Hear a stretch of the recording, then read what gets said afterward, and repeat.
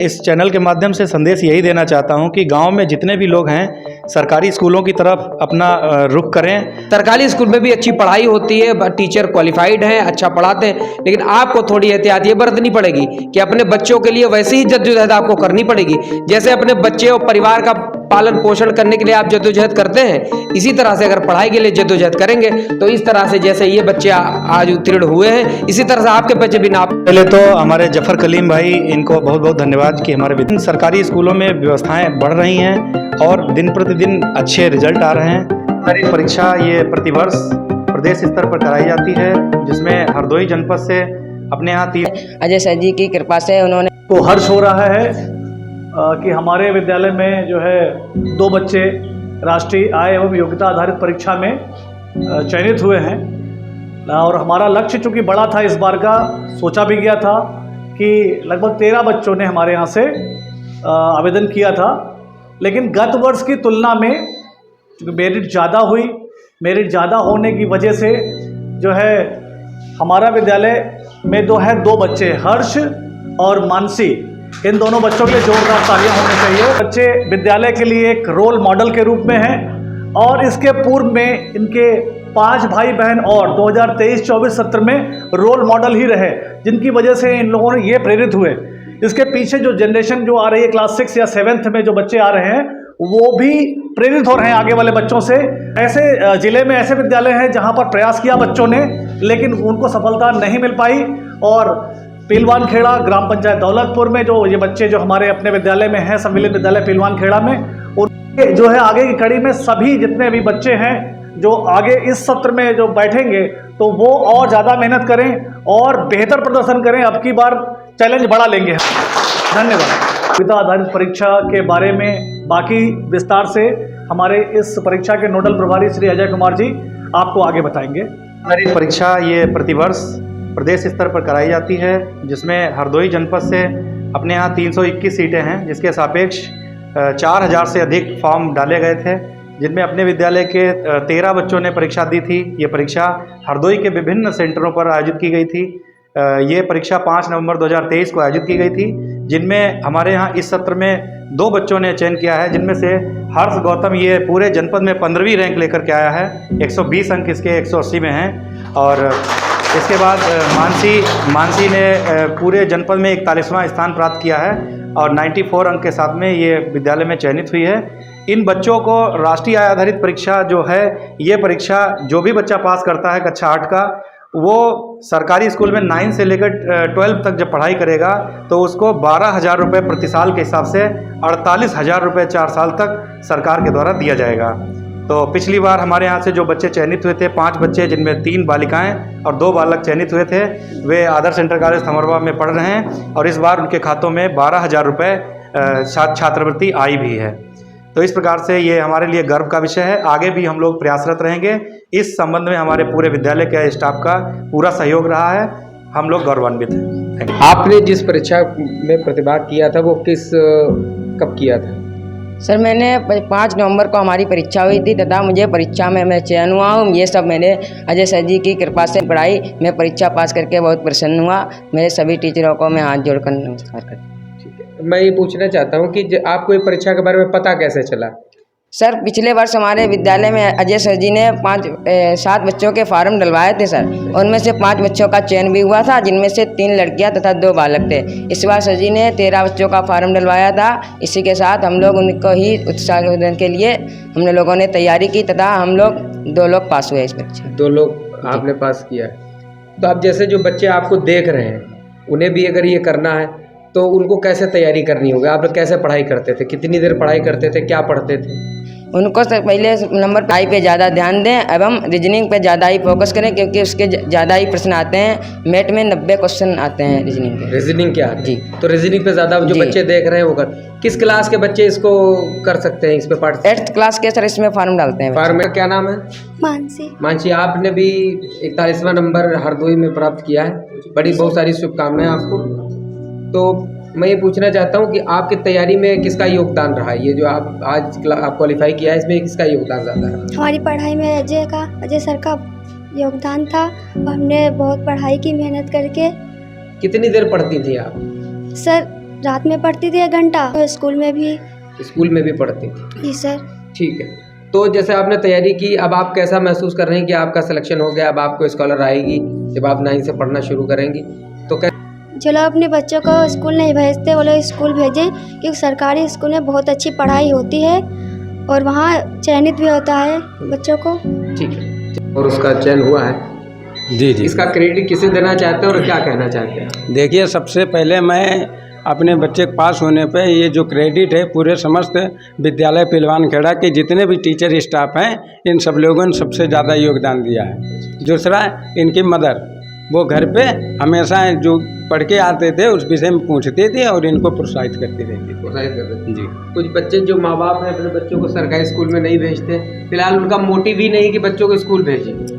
देखिए, तो इस सरकारी स्कूल से बच्चे ने क्वालिफाई किया, पढ़ने में भी अच्छा है, तो क्या उनको कुछ संदेश दें? देखिए, हमारे यहाँ के जो विद्यालय में जितने भी टीचर्स हैं, सबके सब बहुत परिश्रमी टीचर हैं और गांव में जाके भी लोगों को जागरूक करते हैं कि बच्चों को भेजिए और अपना 100% ज़्यादा देते हैं बच्चों के लिए। और पेरेंट्स को भी बुला के ये हमेशा जानकारी देते कि विद्यालय आइए, देखिए और बच्चों पे अपने आप भी थोड़ा ध्यान दीजिए ताकि दोनों का सहयोग मिले। बिटिया ने क्वालिफाई किया है, कैसा लग रहा है? बढ़िया, अच्छा लग रहा है। आगे पढ़ाएंगे इसे? पढ़ाएंगे। कितना पढ़ाएंगे इसको? जितना पढ़ पाएंगे पढ़ाएंगे लगातार। हाँ। जल्दी शादी वादी बिटिया की मत करना, जब तक पढ़ती रहे उसे पढ़ाते रहिए। जब तक पढ़ी जब तक। तो ये परिश्रम बिटिया ने किया और स्कूल स्टाफ ने आपको किसको क्रेडिट देना है? सब लोगों ने बड़ा मेहनत करें और घर से बाई चांस ना कोई दिन आए तो खबर भेजवाए करे, बुलवाए, कहने नहीं सबका भेज रहा हूँ, पढ़ाई अच्छी हो रही है।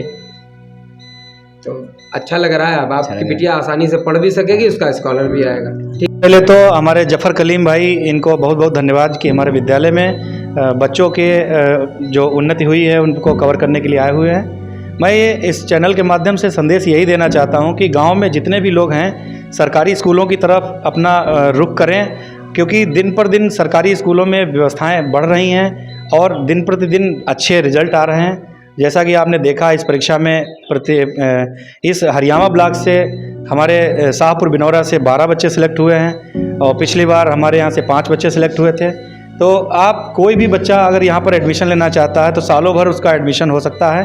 अगर वो 6 से 14 वर्ष के बीच का बच्चा है, कहीं भी नाम उसका नहीं लिखा हुआ है या फिर वो बच्चा नहीं आता है, तो उसको आप विद्यालय तक भेज सकते हैं। इसके अलावा विद्यालय में बहुत सारी सुविधाएं हैं, जैसे मिड डे मील व्यवस्था है और उसके अलावा जो 1200 रुपये DBT के थ्रू बच्चों के अकाउंट में पहुँचता है। ये सब सुविधाएँ हैं जिसके कारण आज की जनरेशन को सरकारी स्कूलों की तरफ मुँह मोड़ना चाहिए और उसका रिज़ल्ट सामने आ रहा है। वेल क्वालिफाइड और TT और सुपर टेट पास टीचर्स हमारे सरकारी स्कूलों में आए हुए हैं, जिसके माध्यम से कार्य बहुत अच्छा हो रहा है। जैसे इतना बड़ा ये आप दिखाएंगे, पीछे थोड़ा हट के दिखाइए, LED लगाया है इन्होंने, ये बहुत बड़ा LED है।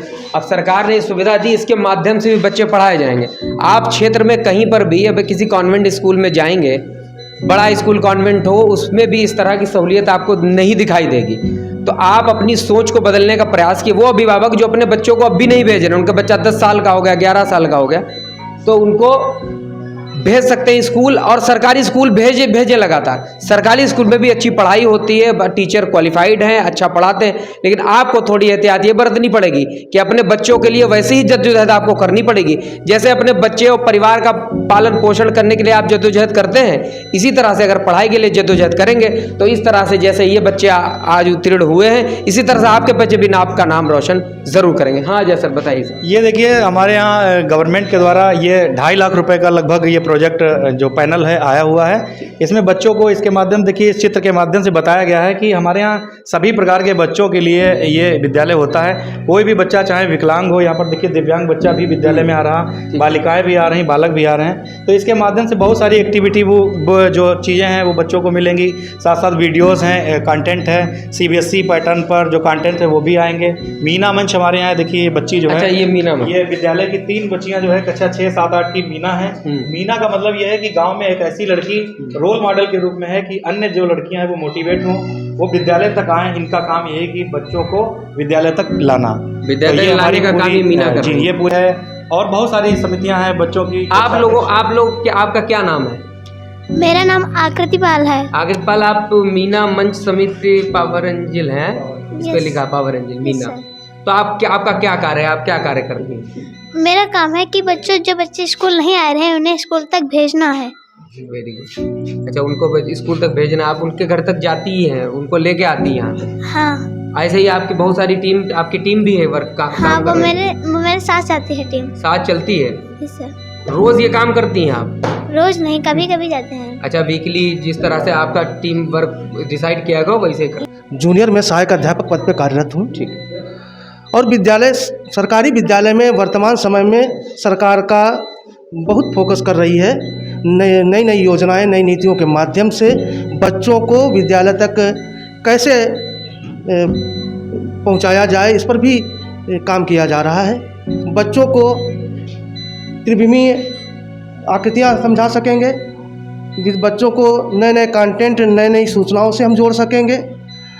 और मैं चाहता हूं कि समुदाय के जितने, यानी इस परिक्षेत्र में जो भी लोग निवास करते हैं, नागरिक अपने बच्चों को सरकारी विद्यालय में ही नामांकित कराएं। यहाँ पर जो भी शिक्षा व्यवस्था है बहुत ही गुणवत्तापरक है, और उस गुणवत्तापरक शिक्षा के लिए हम सब शिक्षक कटिबद्ध हैं और अपना 100% देने के लिए तैयार भी हैं, 100% मेहनत भी करते हैं। चाहते हैं कि नागरिकों से अनुरोध है कि अपने बच्चों को घर में न बैठा लें। 6 से 14 साल के जो भी बच्चे हैं उनको विद्यालय में, यदि नामांकित है तो विद्यालय तक भेजने का प्रयास करें, यदि नामांकित नहीं है तो उनको चलकर नामांकित कराएं। और उसके बाद में आप साल दर साल देखेंगे कि हमारे विद्यालय की जो शिक्षा की गुणवत्ता है आपको निखरती हुई दिखाई पड़ेगी। कि हमारा सब चयनित बच्चों को बहुत बहुत शुभाशीष है, शुभकामनाएँ हैं। और भविष्य में जो भी बच्चे इन परीक्षाओं की तैयारी करना चाहते हैं उन सब के लिए, जिस तरह आज बच्चों ने उत्तीर्ण किया है, आप इस बारे में क्या कहना चाहते हैं? मैं ये कहना चाहता हूँ कि ये जो भी हमारे सरकारी विद्यालय में हैं, ये बच्चे काफ़ी उत्कृष्ट हैं।